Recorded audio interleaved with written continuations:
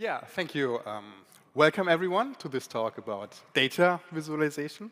It's actually one of my favorite topics, and since it's very visual and colorful, it's also very accessible and lightweight. So I hope you have a lot of fun during the talk and learn something along the way. The talk is divided into 3 parts. The first part will be about some general principles that will help you design better visualizations. The second part will be mostly about some practical tips and tricks, like the usage of color or the advantages of different chart types. And the third part will then be about how to put all this knowledge to work with Python. So let's start with the most important thing that should be at the core of your visualization efforts. That is the message you want to bring across. Now, I could just show you a chart like this one. Actually, this one here is super interesting. It's about money and happiness.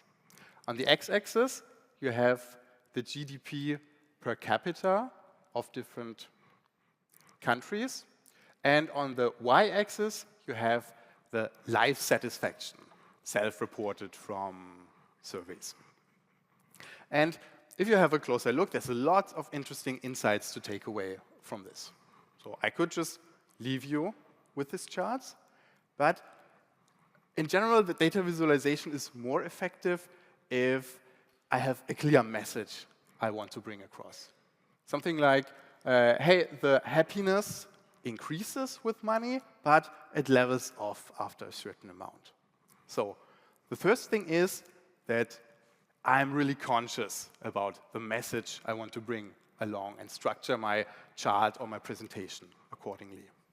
Better to be really conscious about this, write the message down, and at best, write it down on the chart, maybe as a chart title. So you might think this is redundant because the message is already included in the data, but it actually helps to drive the point home, especially when your audience, as is mostly the case, is not as familiar with the data as you are. Write it on the chart and use additional design elements like highlighting or annotations to further support the message. So now we have a clear message. But what's also super helpful is to have a clear mental model about how data visualization works.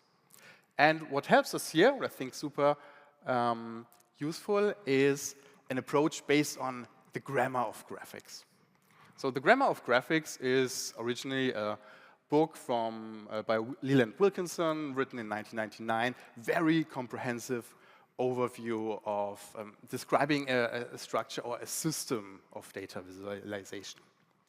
And was famously adapted by the person on the right here, Hadley Wickham, in the design of its ggplot package for R, and the accompanying tidyverse ecosystem, which you may have heard of, which also influenced later packages in other programming languages. So what this means, very simplified and practically broken down, is that if you have data like this, a data set with different variables as data frame columns, you can think about visualization as a mapping or encoding of the variables in your data, the data frame columns, to the visual properties of your chart. For example, here you have the length and depth variables in your data mapped to the x and y positions of the scatter point. And additionally, the species category mapped to the color of the scatter point.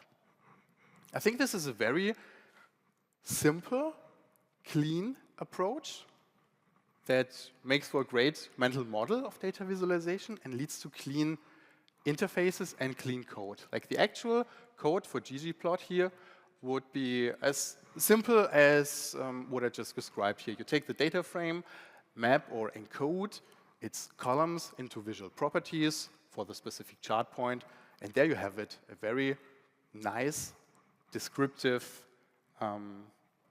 way to think about data visualization and write the code and the interfaces accordingly. So now we have a clear message and a clear structure to describe our charts. But we still need to make it more accessible to our readers. And what can help us here is a design principle called the visual hierarchy. So here you have two website mock-ups. The one on the left is really cluttered and you don't really know where to look. Whereas the example on the right is much better structured with certain elements that really grab your attention first. And this is what the visual hierarchy describes. Certain visual elements are more prominent by the usage of color, larger size, boldness, and grab your attention first. Whereas other elements, by using smaller size or graying them down, move into the background. So instead of having all visual elements on the same layer and throwing everything at the viewer at the same time, you can influence the order in which the viewer perceives the different elements of your chart and processes them, thereby guiding them through your visualization and making it more accessible. So one example where these principles work quite well is this visualization here. It's from the BBC, and it describes, you see it already, the chart title, the takeaway message, ocean temperatures highest on record. This was the sea surface temperatures in 2023. And you can see probably after the headline, what you notice first is the prominent data point and line highlighted in red. So these are the elements that you notice first, while the other data lines representing all the previous years are grayed out and move a bit into the background.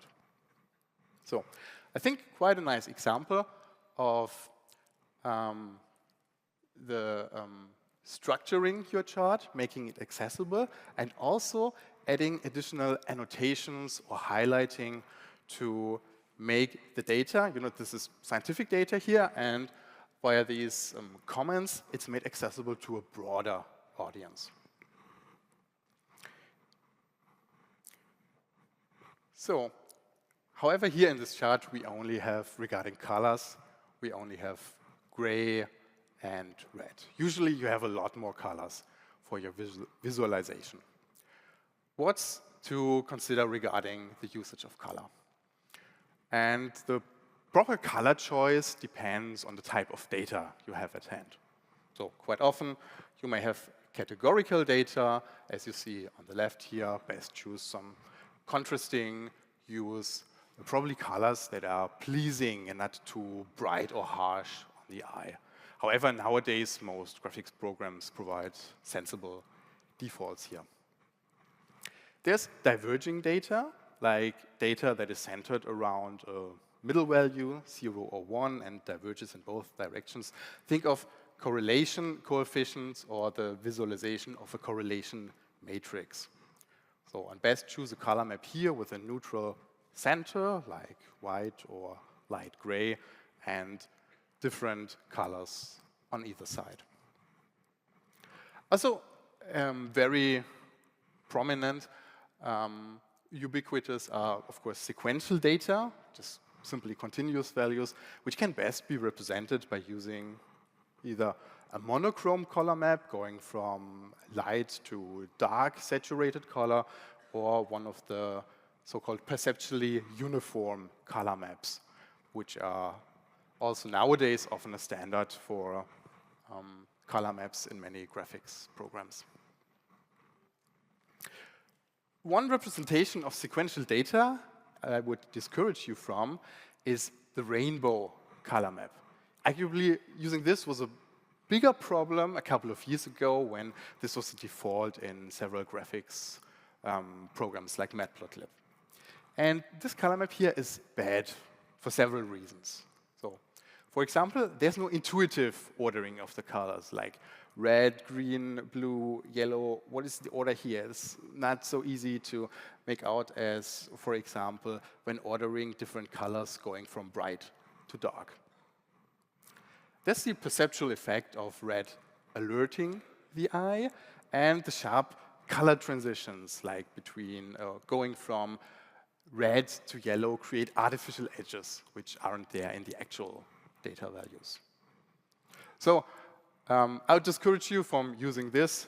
Better use for like heat maps or choropleth maps, a simple monochrome or a perceptually uniform color map, like this one here. Pro tip, for the orientation of the color map, use the end with the darker colors to describe higher values. This feels more natural, you know, describing a higher value, more of something with more color, like on the example on the right here. Where possible, use intuitive colors. A famous example are the climate stripes, where the levels or the change in global temperatures are represented by blue for cool and red for warm.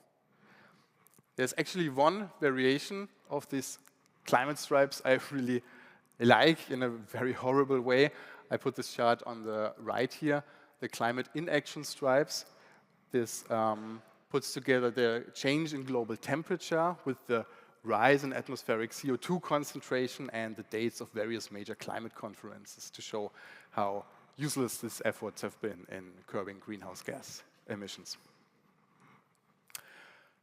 A very famous example of using intuitive colors is using red for bad and green for good. This can be problematic for many people, so just make sure to either use a slight variation of that, like red or blue, or include additional markers to make this red-green accessible. Also, regarding the choice of colors, don't use for categorical data more than, say, a handful of colors. You can have a look at the example here, and you immediately notice that this is very easy, very difficult to process. It's just too many colors. If you go back to this grammar of graphics-based approach of encoding a variable in your data into visual property, this means here that you've likely chosen the wrong encoding for your variable with high cardinality. Either encode it as some other property, use a different chart type, or also just reduce the cardinality in your data. Same goes for using color unnecessarily. If you look at the example on the left here, every bar has a different color, which is unnecessary since the order is already represented by the Y position. So again, with this grammar of graphics approach, this means you have encoded one variable into two visual properties, the Y position and the color, which is unnecessary. So best either have every bar the same color, or use the color to encode a different variable in your data, like it is done on the example on the right here, which reveals some additional insights. Regarding encoding a variable as a visual property, are there recommendations which encodings are more preferable than others? And indeed, we know from cognitive science or perceptual studies that we as humans are much better to assess differences in values when they are encoded as a position or length, compared to when they are encoded as area, volume, or color. Have a look at the examples here. In every example, it's the same values. And looking at the bar charts on the left, you could roughly make out what the relation between the different items is. And this gets more difficult when looking at the areas here, the circles and the pie chart slices, and even more difficult if you look at the chart on the right where the values are represented by color. Also, regarding pie charts here. So, I know they're quite popular, especially with the Excel crowd, I think, not so much with Pythonistas. And they're usually a bad choice. Looking at the examples here, you have 3 examples where the same data was represented with a bar chart and with a pie chart. And looking at the pie chart down here, it's quite easy to see which is the lowest, which is the highest value, how the different items are ordered. And this is much more difficult when looking at the pie chart above. So, better use simpler bar charts. However, I think there's maybe one narrow use case where pie charts are not so bad. That is representing when something is the fraction of a whole, especially when it's around 25 or 75%. So looking at the example on the right here, you can easily see that the larger slice is 3/4 of the whole and the smaller slice is 1/4. And here is not so straightforward to immediately see this from the bar chart. However, I think this is a really rare exception. So, some general tips on some other chart types. If you have a chart like this, where you have to represent aggregate values, like the mean of some quantity from different observations, you would probably make a scatter plot with the values here, but consider using, as the example on the right, a box or a swarm plot, which in not only representing the average value, but also how the values are spread out can reveal some interesting additional insights. Regarding bar charts, which are quite often a sensible choice here, the default in most graphics programs is to use vertical bar charts, like the example on the left. And in many cases, especially when you have long labels, horizontal bar charts work much better. And you don't have to tilt your head all the time to read the labels. And another pro tip, if you create a data visualization like this one with lines for different categories or scatter points, most graphics software automatically creates for labeled entries a legend with examples of the graphical representation, and the label puts them somewhere inside or outside the chart.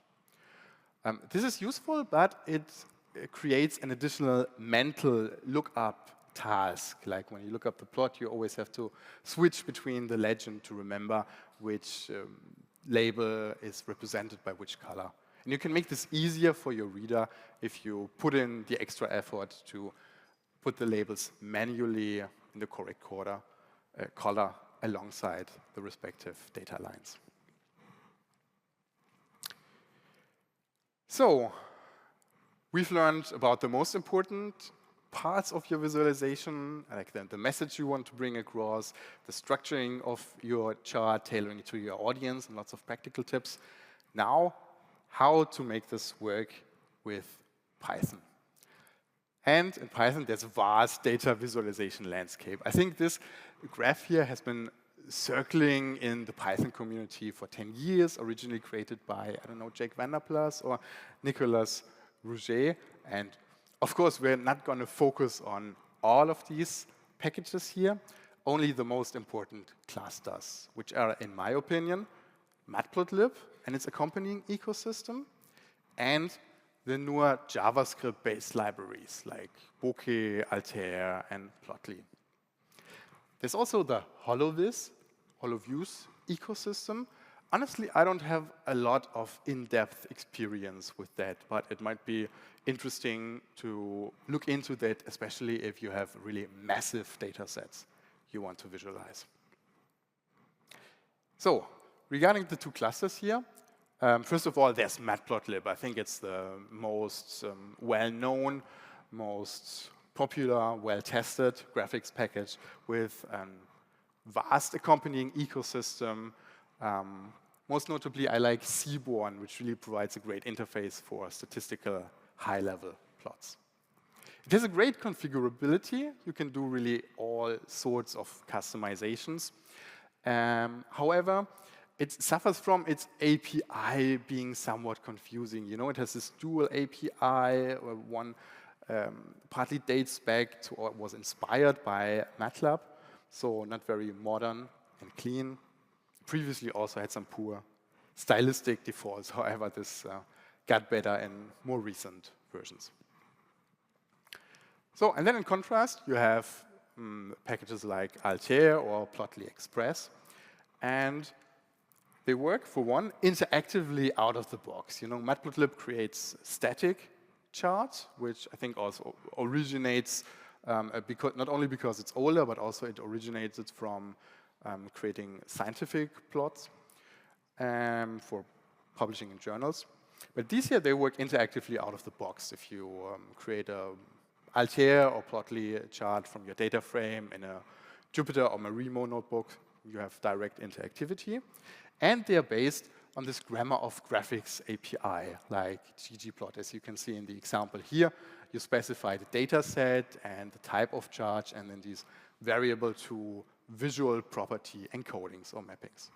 And here we can see again how great it is to have such a clean and standardized approach. You know, when you come from ggplot, you immediately feel familiar with the syntax, which is different for Matplotlib, which is more about like juggling with individual arrays.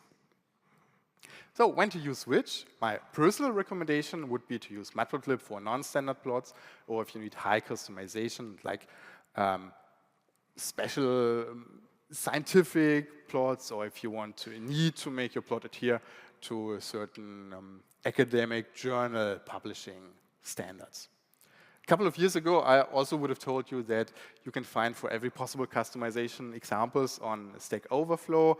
Of course, we use coding agents nowadays, and feel free to test this out if the coding agent works better with the customization of Matplotlib plots than other libraries.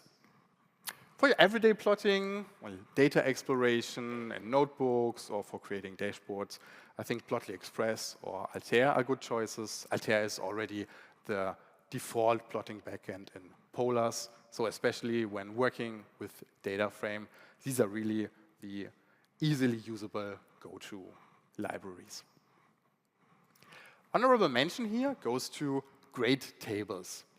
If you have a case that you don't need like a super fancy visualization, but you want to show the actual raw values, maybe include some nanoplot here, like these little bar plots in the cells.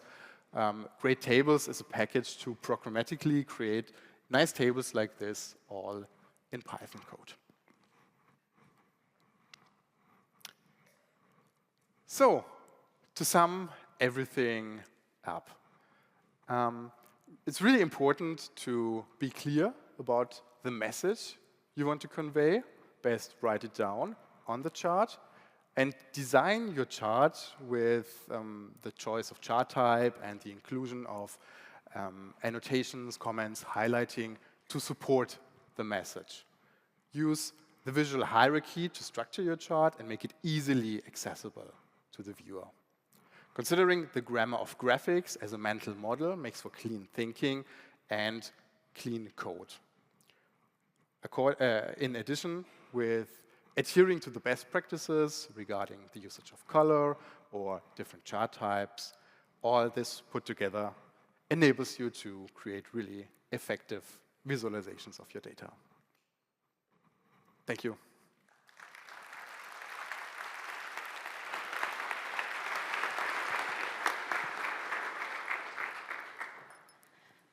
Thank you, Dominik.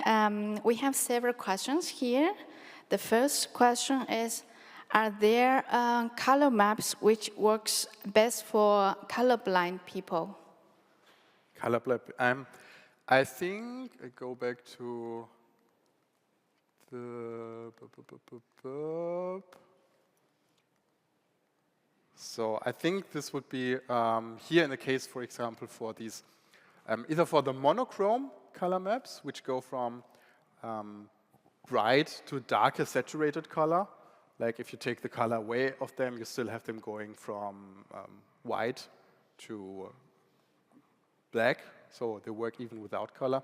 And also, you know, the ones that are below here, that are those perceptually uniform color maps. They are designed so that a change in value is reflected by a change in the color space of the color map, and make this gradually, so the change is very continuous. I think these were also designed to work for colorblind people.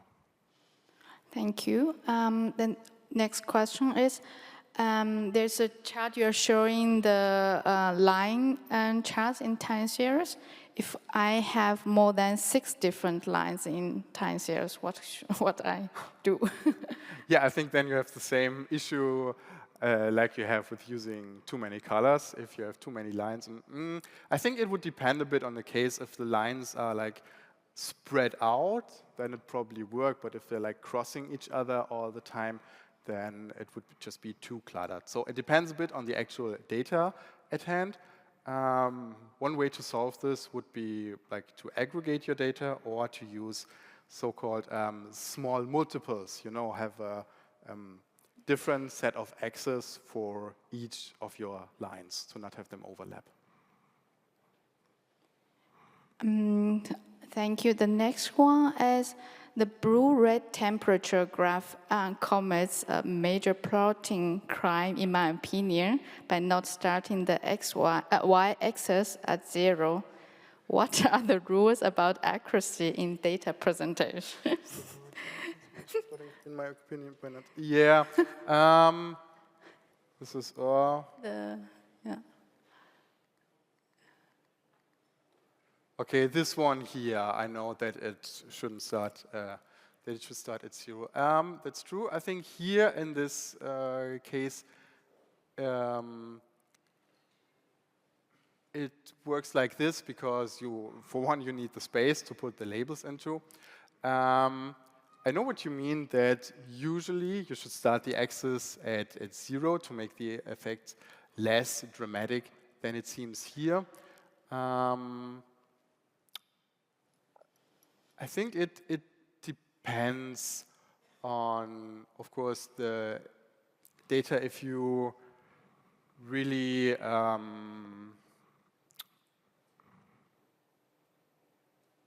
if there's like a malicious attempt behind it, for many types of data, or the variation in the data, the changes would just be too small to see them properly when you have the y-axis go all the way to 0.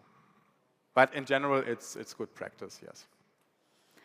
Thank you. And yeah, we have still 2 minutes. There's many questions coming.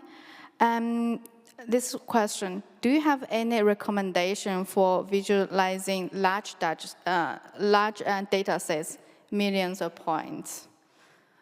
Yeah, I think in Python, I once attended, I think it was it another PyCon, a workshop by the HoloViews people, and one of them, maybe was it HVplot or data shader, was designed specifically for this purpose of visualizing massive data sets. So if that is your use case, feel free to look into this ecosystem.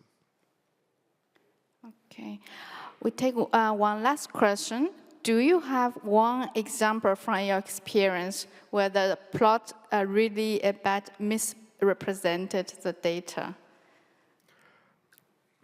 I don't have an example at hand, but I think it's something that you might need to look up if you Google for bad charts. Also, I think there's a lot of examples circulating online of bad visualizations. Okay, then thank you a lot for the questions, and thank you. Let's give Dominik a warm applause.